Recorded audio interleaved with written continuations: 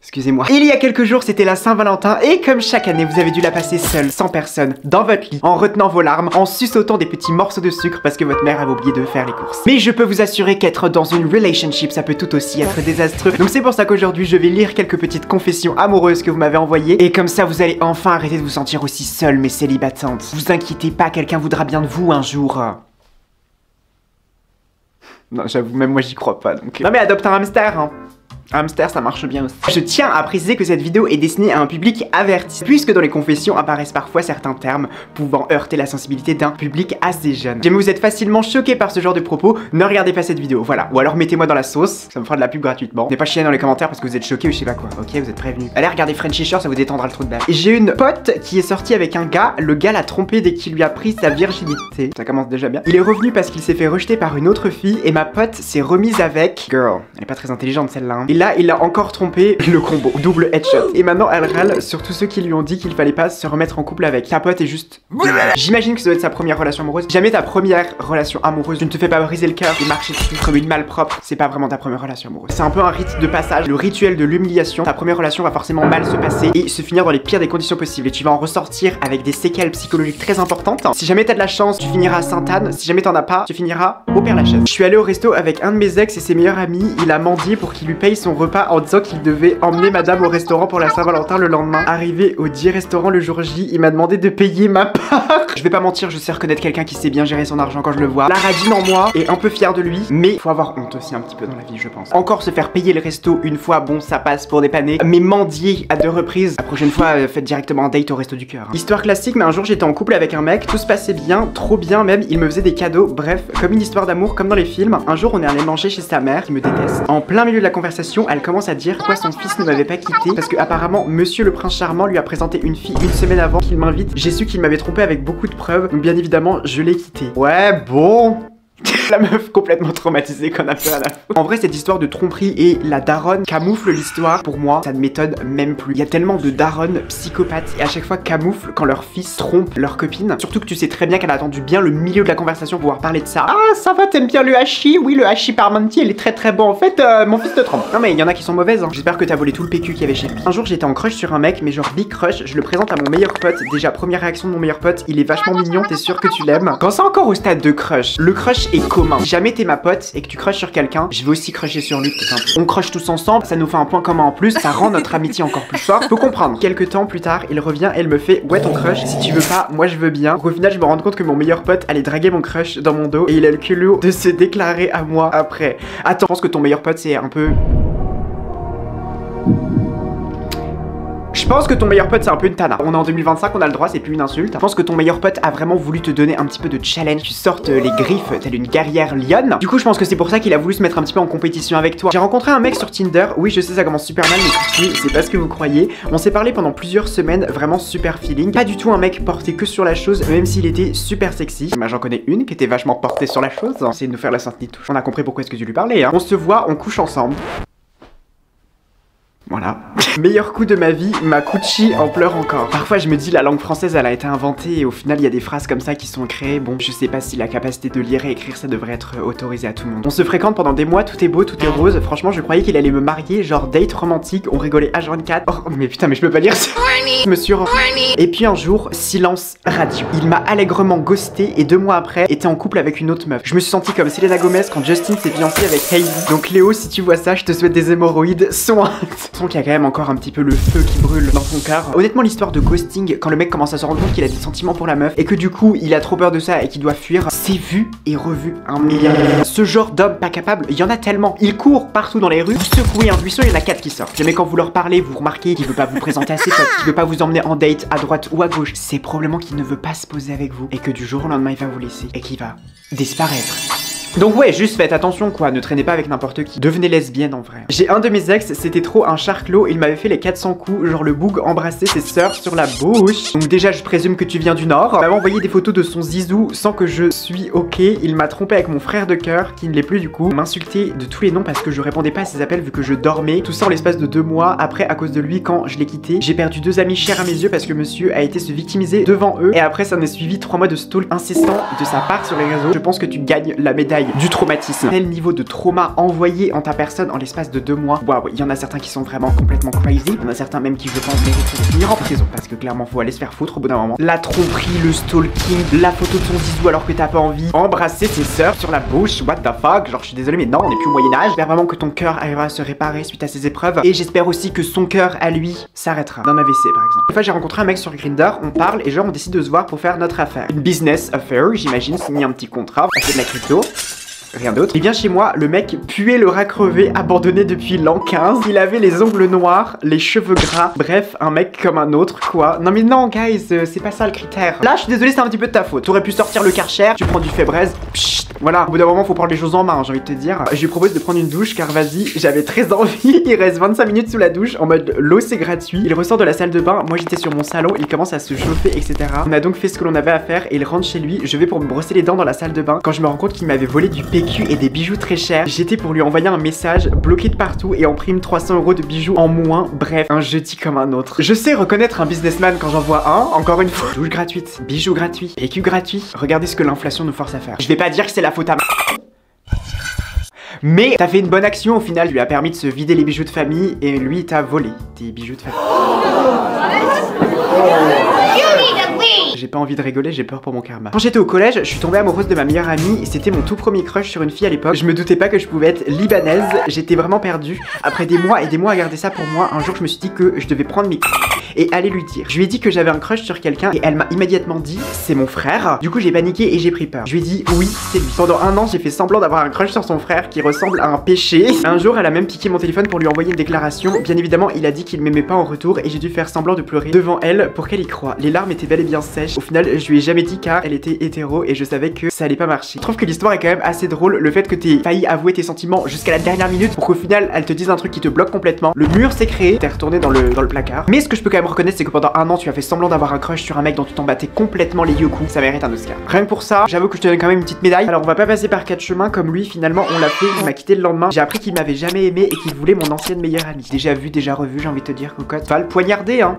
Mon frère. Attention, pensez pas que je suis pas triste pour vous. Mais parfois je pense qu'il y a certaines histoires, c'est tellement vu et revu, bah juste remets un petit crime dans ta voiture, va le rouler dessus, tu passes à autre chose quoi. C'était quand j'étais au collège, je venais de rencontrer un mec, c'est mon premier vrai crush et on a notre premier date, il enlève sa coque de téléphone tout fier et en sort un emballage de vide et il me dit tu vois ça c'est l'emballage de ma première pour ensuite enchaîner en me disant qu'il avait Ken avec tout son intérieur. Pourquoi est-ce qu'il garde la dans sa... Je sais pas, il s'est dit au cas où un jour ça prend de la valeur, c'est pas du bitcoin hein. Est-ce que c'était juste l'emballage? Il sort l'emballage de ok, j'ai peur que ce soit la encore rempli. Oh Seigneur, je vais tomber dans les pommes. J'avais un crush dans ma classe de la 3ème à la seconde et je croyais qu'il me regardait en classe alors qu'il regardait la meuf derrière moi. C'est arrivé les 2 années en plus. Je suis désolé ma vie mais là en fait c'est juste un petit peu de ta faute. Voilà, chez un opticien prendre des lunettes. Ça veut dire que vraiment depuis le début toi t'étais là en train de lui faire un coucou avec des cœurs dans les yeux. En fait il parlait carrément à la meuf derrière toi. Désolé mais c'est un peu la honte pour toi plus que pour lui hein. Mon meilleur pote de primaire m'a proposé un petit plan.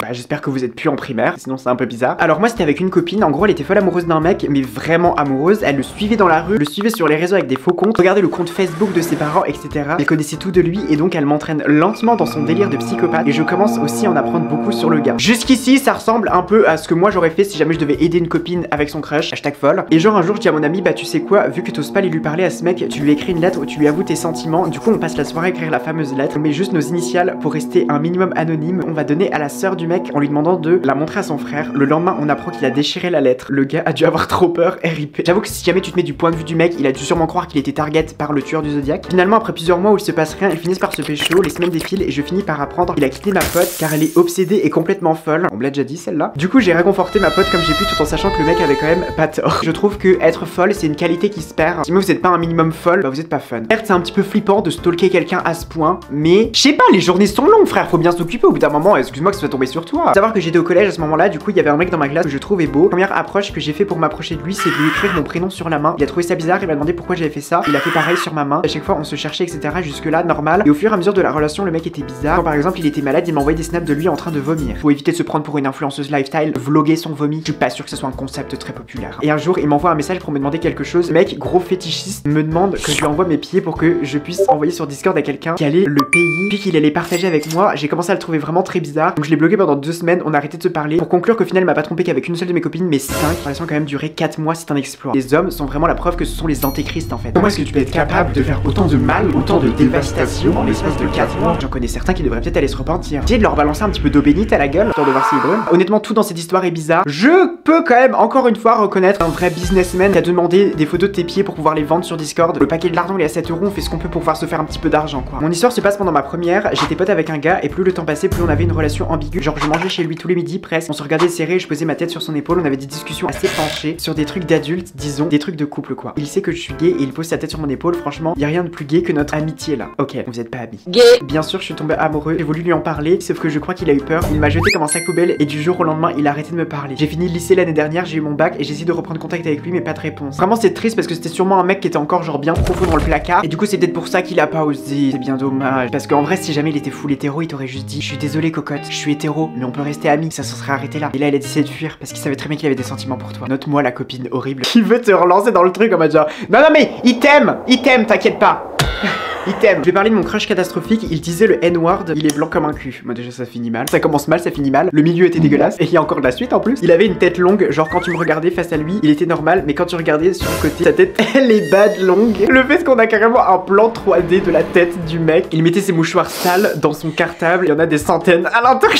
Je me demande ta crush sur quoi du coup en fait. Pour l'instant je vois pas où on va. Le crush est vraiment loin là-haut, mais nous on va vers là-haut. J'étais en crush sur un gars, on va l'appeler Compote et je l'ai dit à ma meilleure pote, on va l'appeler Fraise. Elle aussi est en crush, c'est promis qu'on allait pas se disputer pour Compote et au bout de 3 jours, Compote a dit à Fraise qu'il l'aime. Pas grave, une semaine plus tard, Compote il est encore avec Fraise. Je me demande mon style de mec, moi je sais pas trop. Du coup je lui dis de commencer et là elle me décrit petite brune, l'inverse de Fraise et moi je pars lui dire à Fraise, elle s'en fout. Le lendemain Compote quitte Fraise pour moi, demande à Fraise si ça la dérange pas, elle me dit que non et on se met en couple. Bref, il me trompe et au lieu que Fraise me remonte le moral, elle me dit voilà c'est le karma. Ah, il a pas tort, il a pas tort. Fraise a un peu raison, j'avoue. T'avais qu'à pas piquer le mec de ta meilleure amie. 5 ans après, elle continue de me parler et de me faire des remarques du genre honnêtement, tu le mérites un peu, le karma c'est un peu chargé de ton cas. Tu voles le mec de ta pote, lui se met en couple avec toi, genre un jour après l'avoir quitté. Ouais, dans ta tête, il doit y avoir des neurones qui sont pas bien connectés. Tu t'es dit que ouais, peut-être que la relation va bien se passer. Non, pourquoi est-ce que la relation se passerait bien en fait? Tu vois bien qu'il les enchaîne toutes. Et toi, tu penses que ça va être différent pour toi? Pourquoi est-ce que tu penserais que ça serait différent pour toi? Non, c'est pas différent en fait. Si jamais vous vous mettez en couple avec un mec qui a été en couple depuis le début de sa naissance, depuis la sortie du berceau, posez-vous les bonnes questions. Pourquoi est-ce qu'un être humain sur cette terre ressent autant le besoin d'être en couple depuis le début de sa vie? C'est qu'il a des problèmes psychologiques, c'est qu'il a besoin d'une petite lobotomie, tournevis dans le nez, un petit coup de marteau, histoire que ça leur mette le cerveau en place. Je suis en couple avec des surligneurs, crois-moi qu'ils visitent mon Mon préféré c'est le vert long de la marque Stabilo, mais j'ai retiré le signe, sinon ça fait zoophile. Bah écoutez, je suis sorti avec un gars pendant 1 an alors qu'il m'avait dit au bout de 2 mois je ressens rien pour toi. Après un moment intime, vous dansez la salsa du diable ensemble, il te dit qu'il ressent rien, toi tu es resté 10 mois de plus avec cette personne. J'ai même pas envie de dire que t'es des Lulu en fait, j'ai limite envie de dire que tu es persévérante. Tu as la mentalité Kaizen en fait. Tu as vu l'Everest, tu as essayé de monter l'Everest, on t'a poussé de l'Everest et pourtant t'as continué. Et on a continué de te pousser de l'Everest. Au bout d'un moment on t'a tellement poussé de l'Everest, t'es retrouvé au Mexique et pourtant t'as quand même persévéré. On était en 4ème et j'étais très amoureuse d'un garçon, on se met ensemble donc jusque là la fête, on reste ensemble jusqu'en 3ème et là le cauchemar commence. Il m'éloigne de tous mes potes car il voulait que je reste tout le temps avec lui. Il me restait qu'une seule amie, mais elle était lesbienne, c'est encore mieux. On adore les libanaises nous. Mon ex était un gros homophobe et faisait la gueule dès que j'adressais la parole à cette amie qui était la dernière qui voulait bien de moi. L'année scolaire de 3ème passe et il a harcelé tout le long de l'année et moi comme j'étais bête et amoureuse, j'ai évidemment rien fait. Bouh à toi, si jamais vous avez un mec qui est homophobe et vous avez des amis qui font partie du logo BGT et que vous ne protégez pas ses amis, vous êtes des mauvaises personnes. J'accuse, je pointe le doigt. Je suis resté jusqu'en début première avec lui puis j'ai compris à quel point il était problématique. Aujourd'hui j'ai un autre copain qui me rend très heureuse, je suis redevenu très proche de mon ami de 3ème. Je suis cependant encore rongé par le remords. Tu as très mal commencé, mais tu as réussi à te faire pardonner et c'est ça le principal. Mais pour la peine, tu dois tous les jours dire à ta pote libanaise à quel point c'est une diva. J'ai eu l'intelligence de tomber in love du cas du lycée. À l'époque j'avais vraiment aucun standard en matière d'homme, j'avais des goûts vraiment nuls. Je me disais que je pouvais le changer et le rendre meilleur tel la BDH de Wattpad que j'étais. Si vous êtes en couple avec un cassos et que vous pensez que vous pouvez le changer, vous êtes mignonne. Au début c'est allé, il était bête de fou, genre il s'amusait à cacher mon téléphone dans son caleçon. C'était disgusting. Et je te dis pas la quantité de produits que j'utilisais pour laver mon téléphone. Et je le mettais plus à l'oreille, j'utilisais que mes écoutes. Et un jour, le lycée a voulu faire un bal de Noël totalement stupide. Je lui demande si on y allait ensemble quand même au cas où. Et monsieur a dit oui. Et je l'ai regretté. Il a passé sa soirée à faire des saltos arrière. Apparemment, il s'est enfui du cirque Pinder. À danser collé à moi de façon très limite. J'étais giga chaste. Et à faire des striptease pour faire rire les gens. Évidemment, personne rigolait. Le pauvre, il était à moitié à poil tout seul au milieu de la piste de danse. Tout le monde s'en battait les couilles. Et à la fin, il a eu l'intelligence de faire un salto à côté de la table des boissons. Résultat, il s'est cassé la cheville. Il a tout renversé. Il m'a dit que c'était de ma faute parce que je suis trop compliqué. De toute façon, il en a marre que je veux pas moins de 18 parce qu'il a besoin en tant qu'homme. T'as besoin à ce point? Non, mais y a pas de souci, hein, on peut t'emmener dans une ferme. Franchement, il y a une partie de moi qui a envie de dire non, mais il est quand même un peu cute parce qu'il a quand même voulu essayer de t'impressionner en faisant des saltos arrière, même si the fuck. Mais il a complètement tout caché le moment où il se plaint qu'il peut pas ken. Les hommes, vraiment, ça pue. Franchement, je pense que t'aurais pu juste le couper les couilles. J'ai été en crush sur une meuf lesbienne. Je suis un homme hétérosexuel qui, en plus de ça, aimait les pieds. Je critique pas, juste c'est pas mon délire. Mais en fait, si la meuf lesbienne elle veut aimer les pieds, elle a le droit d'aimer les pieds, quoi. Toi, déjà, t'as un mec hétéro. Je sais pas, un gars que je connaissais pas du tout me parle et on commence à sympathiser pendant plusieurs mois. On finit par se mettre ensemble jusqu'à ce qu'il m'annonce qu'il m'a date pour ma meilleure amie qu'on va appeler Chantal. Elle s'est empressée de sortir avec le gars. Au final, j'ai perdu une amie et un mec ce jour-là. Ta pote a vu une opportunité, elle a sauté sur l'opportunité. Moi, ce que je vois à l'heure actuelle, c'est une businesswoman. Je suis désolé pour toi. T'as vu où est-ce qu'elle pouvait en tirer un certain bénéfice et elle a tiré le bénéfice. Tu trouveras quelqu'un d'autre dans tous les cas, c'est bon. On est 8 milliards sur Terre, vous arrivez à rester bloqué sur une seule personne. Je sais pas, juste en fait vous êtes un peu trop compliqué, hein. Et voilà, c'est déjà la fin de cette incroyable vidéo. Je sais qu'elle vous a sûrement fait énormément... Je sais qu'elle vous a sûrement énormément fait rire. Malheureusement, c'est déjà la fin. N'hésite pas à me dire dans les commentaires quelle a été la confession qui t'a fait le plus rire. Bien évidemment, comme d'habitude, n'hésite pas à like, comment, abonne-toi, partage, active la petite cloche pour être au courant de toutes les nouvelles vidéos quand elles sortent. Si jamais ça t'intéresse, n'oublie pas de venir me suivre sur tous mes autres réseaux, TikTok, Instagram, Twitch. Et nous, j'espère qu'on se retrouvera dans une prochaine vidéo. Sauf si évidemment il m'arrive un accident horrible d'ici là et que je meurs. Un accident est si vite arrivé.